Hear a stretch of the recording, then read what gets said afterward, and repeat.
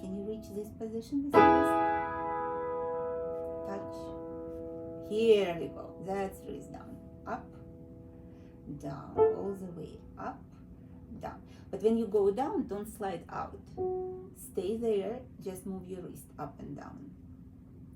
So this is a good exercise for the wrist to explore the range of motion. But your hand is kind of in this position. Move it outward. Outward.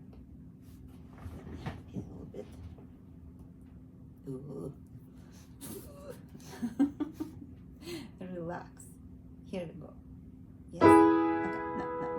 You just forced it. Don't force it. Take a deep breath in with all the way. Breathe out when your wrist all practically touches this part. Here we go. That's what we need to do. Let's try again. Good.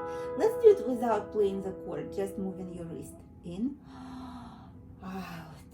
Breathe in, breathe out.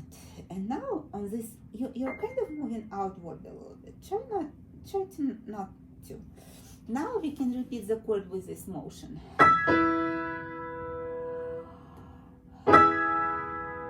Wrist didn't go.